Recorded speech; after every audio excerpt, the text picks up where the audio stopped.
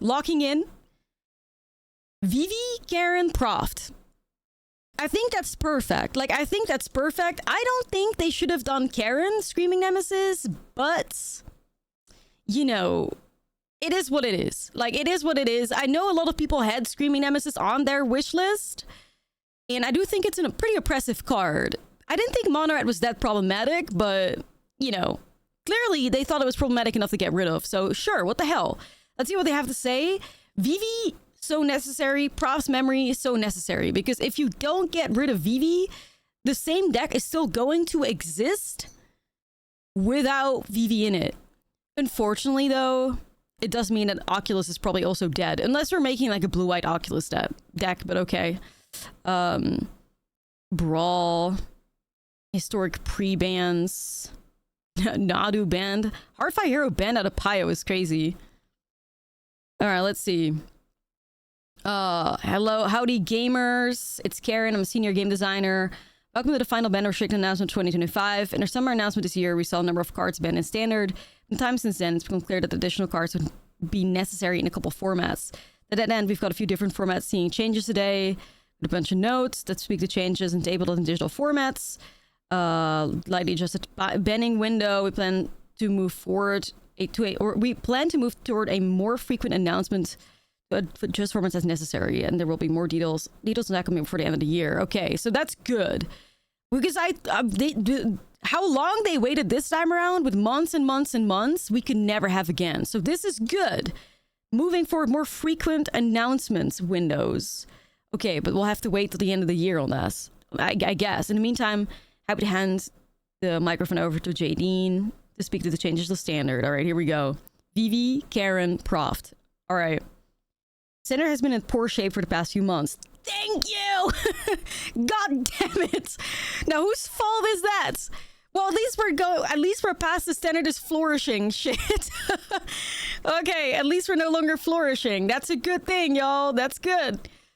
The Izzet Cauldron deck has cemented itself as the strongest deck in the format, has had an unacceptably high win and play rates over a sustained duration. Y'all should have been on that early, but okay, at least here we are. The deck utilizes the Izzet's Proft's Eidetic memory core that we've previously seen power decks like Jeskai Oculus, now taken to a new level with the inclusion of VIVI and Agatha's Soul Cauldron combo. Has dominated the tournament scene since Standard rotated, with the release of Edge of Eternities placing 5 or more copies into the top 8 at all 3 of the Standard Magic Spotlight Series events that have occurred since then. Yeah, speak on it. Well, you see the deck here. The deck has a strong, fair game, efficient interaction, and a combo ceiling that other decks in the format can't overtake. It is a strategy that has all its bases covered and has no clear angle of counterplay. Yeah, we saw that by like the 70% win rate. As a result, the metagame has been unable to adjust to the deck and likely won't be able to in the future. Well, yes. But I mean, we clocked that months ago, but okay. To open up the standard format for innovation and a wider variety of decks, it's clear we need to disrupt the VIVI and Agatha Soul Cauldron combo. That interaction is too much stronger than the rest of the format. We are opting to ban VIVI as the card that's more likely to create future balance problems if allowed to remain in the format. Highly agree. We believe standard will be more fun and diverse without VIVI in it. Yes, thank you. There are clear parallels between Proft's Memory and Up the Beanstalk, which we banned in June's update. No, that's people clocked that as well. Like Proft's Memory with like the replacement thing, just like Beans did. Like Beans, even if you had the perfect ends for Beans, the damage was already done. With Proft's, like upon entering the battlefield, you're already drawing a card replaced itself, and puts counters on things. Like it was really awkward to get rid of Proft's Memory. Like you felt like you were already down resources. Both cards are one card game plans that provide a lot of strength over the course of a game. In addition, they are both 2-mana enchantments that draw you a card when you play them. This makes both cards hard to perfectly interact with, since both cards leave you up a full card following the exchange. The combination of qualities is a dangerous recipe for a card in the strongest deck in the format, as it greatly limits the power of decks that can combat the strategy. Very well said. Very well said. In terms of power level, Proft's Memory has proven itself as a strong standard engine. It broke onto the scene in a big way in Jeskai Oculus deck at the Pro Tour Either Drift, with Proft's Memory deck lurking nearly every standard metagame since. Prior incarnations of the deck have been healthy additions to the metagame, but recent additions like Winter Night Stories and Quantum Riddler, as well as the increased level of optimization for the core shell, leaves us concerned that even without VIVI, the deck would continue to be one of the best decks in the format, and potentially even the clear best deck. Very well said, okay? Very well said. because the Winter Stories and Riddler really just blew Proft's memory out of proportion. Like, it used to be an okay card. Like, you'd maybe get like 2 triggers off of it. Winter Stories and VIVI really just like broke that thing. To ensure that standard metagame has room for new decks and innovation, Proft's memory is banned. We take it. We're also acting against the mono-red aggro deck today, which I don't know if I agree with, but okay. Mono-red has proven itself as the most able to hang with Izzet Cauldron, despite failing to meaningfully prove an obstacle to Izzet Cauldron's dominance of the format. Its play rate at competitive events and its win rate in our internal data has a concern it may prove to be the clear frontrunner in standard in a post-Izzet Cauldron world. This is a very interesting topic of conversation, because I think that the clear best format in standard would just be Dimir and not mono red. Like, I have made the case for the longest time that I think mono red would kind of like turn into a mid-range dragon deck. Like, the current version of mono red aggro would never be as powerful as we've seen it in the past with like Kumanos. That's my take on it. That's my take on it, but I don't have their internal data. Like, we've seen tournament results where mono red aggro has had like a 46% win rate. You know, I would say that a second highest meta share deck with a 46% win rate is okay. Like, that's fine, especially when it's like the deck that should have the highest win rate against VIVI that you could have in standard. I think the highest, you know, clear best deck in the format is going to be Dimir. So I'm kind of interested. Like, I think they should have probably done Kaito over Screaming Nemesis or anything to shut down the Dimir deck. Like, I've not really had many people call for Screaming Nemesis. I think most people thought it was just a very powerful card, but within its shell, it was probably okay. I think Dimir is going to be the clear bully now. Yeah, I think they also messed up not getting Kaito over Nemesis, but, you know, if their internal data is problematic, like, I don't know. Metagames where an aggressive deck is clearly the best deck are often painful for diversity. Many slow decks can compete. To prevent this outcome, we're electing to ban Screaming Nemesis. Okay. So I guess maybe that's, like, I think that last line is maybe their reasoning for not hitting Dimir. Metagames where an aggressive deck is clearly the best deck are often painful for diversity because many slower decks can't compete. I mean, if that's your reasoning behind it, then I understand why they're not hitting Dimir. Like, Dimir definitely is not as fast as mono red aggro. Like, I still think that Dimir is going to be incredibly strong, but, you know, if this is what they're saying, then okay, sure. I'm glad they did something, right? Like, okay. What the hell? Let's see. Screaming Nemesis is among the strongest cards in the default mono red aggro deck. I would say that Karen definitely is the strongest card, yeah. And one of the most frustrating cards to play against in a deck. It single-handedly removes most counterplay against mono red by giving mono red deck a great game plan against 2 of mono red's natural predators, life gain and large blockers. I do agree with that. With Screaming Nemesis out of the equation, we believe it's far more likely the metagame will be able to find healthy equilibrium with mono red as just part of the landscape, not the deck to beat. I think mono red's just gonna die. Like, I fear. Like, I mean, maybe like there's a big chance that, you know, when I played in that creator tournament, I was playing Boros Mice without Screaming Nemesis. Like, perhaps that becomes like the new deck to beat. Like, I think Boros Mice, maybe with like the, you know, that like Spider-Man 3-drop that I played to like the win of like that creator tournament is probably how it's gonna get played. Like, but yeah, a true mono red's probably gonna cease to exist. Like, it's probably gonna have to be, you know, a Boros or a Gruul or something. Like, you still have like a Gruul Delirium or whatever of the sort, which you could do. It's just gonna be really hard to like justify just being like pure red right now, but yeah, simultaneously, like, don't forget, we also still have that Leyline deck, right? Like, I've had people had Leyline of the Void on their wish lists because, you know, with Karen gone, the Rakdos Leyline deck is safe. So, and that is still the faster deck than the current like mid-range red deck. Like, that deck didn't play Karen.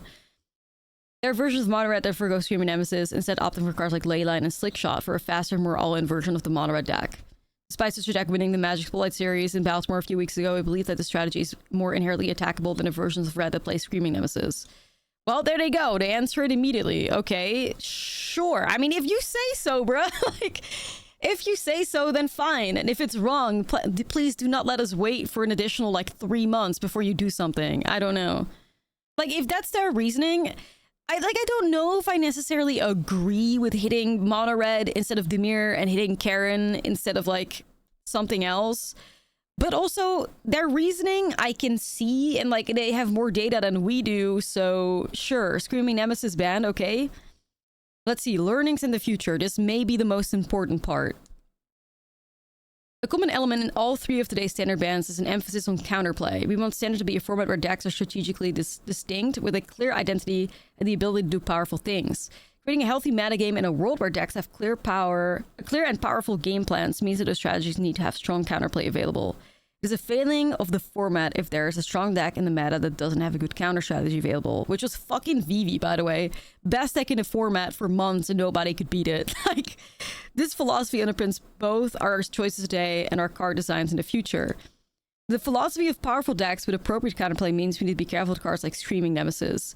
The role we intended for Screaming Nemesis was to give mono-red aggro players who wanted to play their deck in a hostile metagame a way to feel like they had room to maneuver and fighting chance to win their fair share of matches.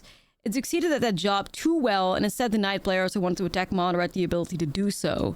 We took a risk making a card that insulated mono red against life gain and blocking at the same time, and we introduced the possibility that missing on rate would lead to exactly what we've seen play out in the recent standard. Strong version of mono red that lacks sufficient counterplay. I mean, I'm kind of shocked. Like, I'm kind of shocked. I'm like, I understand that mono red's always like the bully and like the villain, but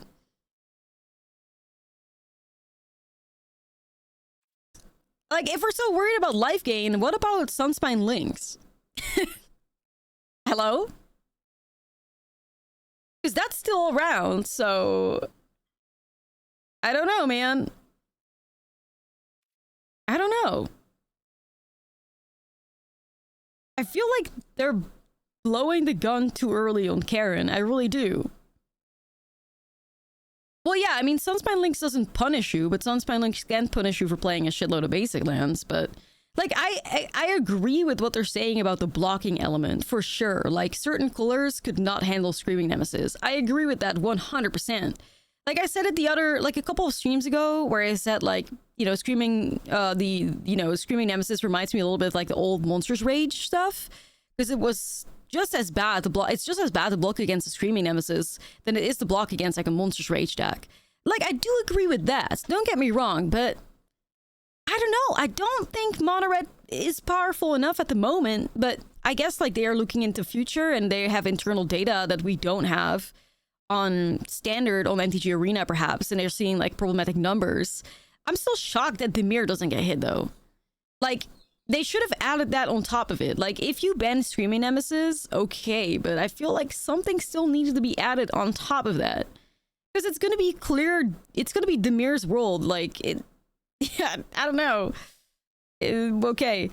Missing on the power level of a new card is to some extent inevitable, but there are ways we can improve our accuracy. VIVI is an example of a card where the ramifications of an individual power level mistake were amplified tremendously by our failure to find the interaction with Soul Cauldron. There is no way! There is no way they didn't see the Soul Cauldron interaction during play design. Everybody on this earth clocked VIVI and was immediately, oh, this busts with Cauldron. How the fuck did they miss that? That blows me away. Like, everybody that plays a little bit of standard knew about the Soul Cauldron interaction. It's the first thing people said when they saw VIVI. That is absolutely insane that they missed that. Holy shit. Wow. No, it's not about testing. They're just like, we just forgot about Soul Cauldron. What? Like, the card that's, I mean, bruh, what? How? Like, okay, well, that is crazy to me that that's it. I was gonna expect like a Nadu level of like, you know, admittance where they're like, oh yeah, like we just needed the card to be a little bit too good and we think it was gonna take over like that. Holy shit. They missed Soul Cauldron as a card in the format? Dang. Okay. Increasingly, the standard metagame has been defined by a ceiling of strong multi-card synergies rather than the power level of an individual card.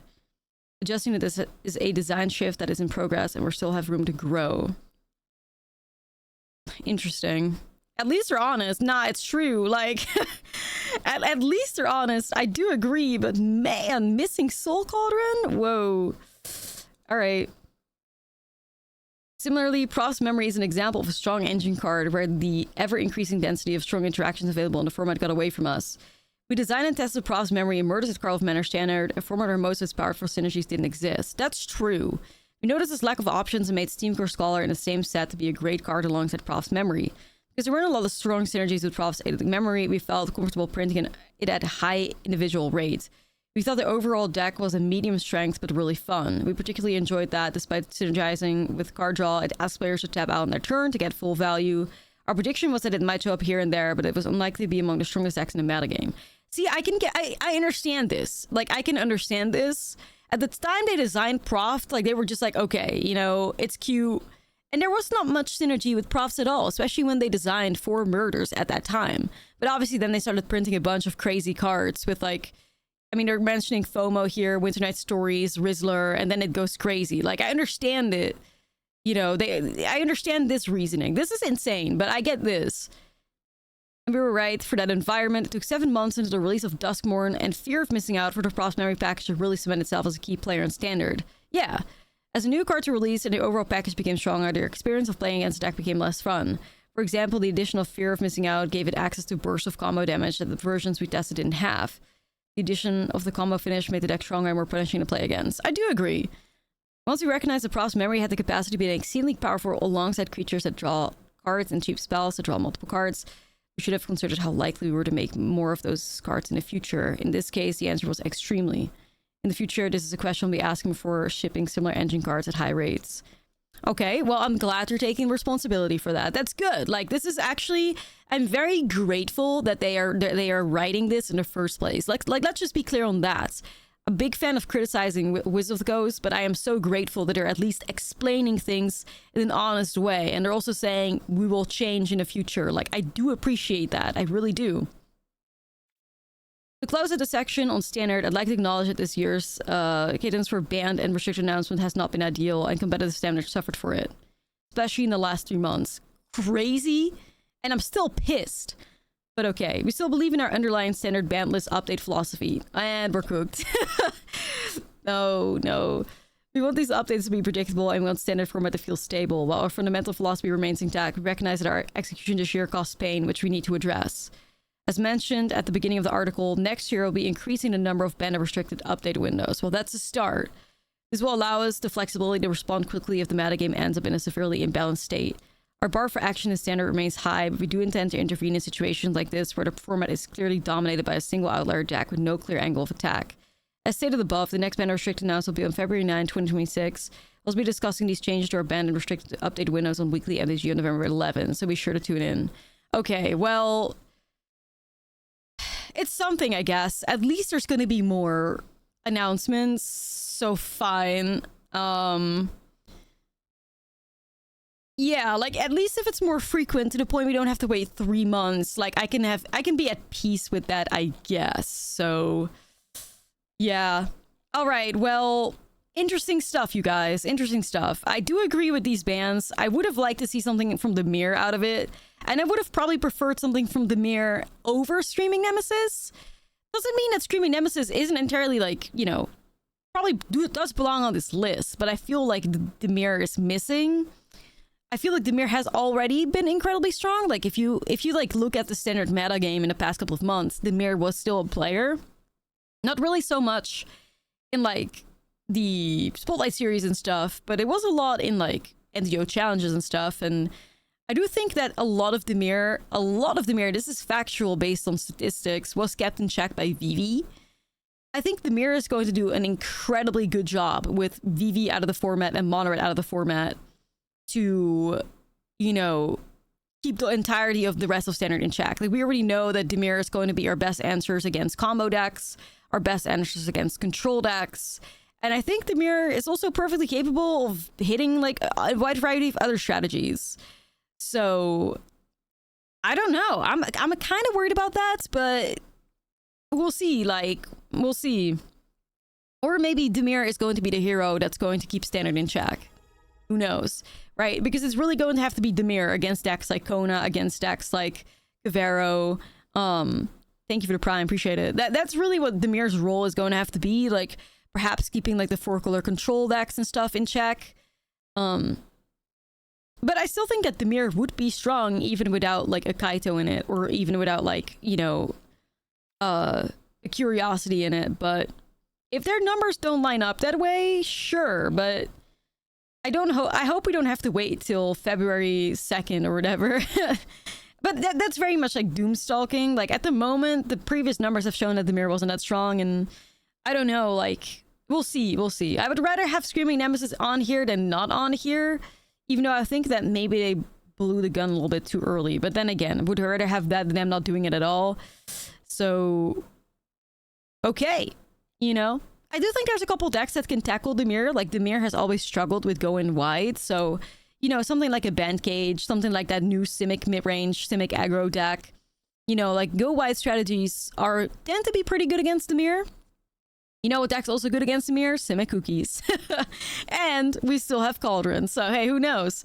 This is, these bans actually fully revive Simic Cookies, by the way, just for the fans, Simic Cookies is revived. Like, Simic Cookies' worst matchup was Mono Red aggro with Screaming Nemesis specifically. So, hey, and VIVI, like, Cookies' easiest matchups has always been black mid-range decks.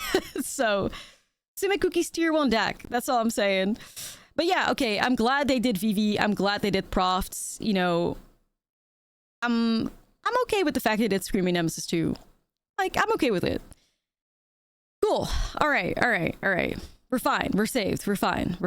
It could have been so much worse. It could have just been Cauldron. Like, imagine if it's just standard Cauldron is banned. We would have been cooked. Okay. All right. I can live with this.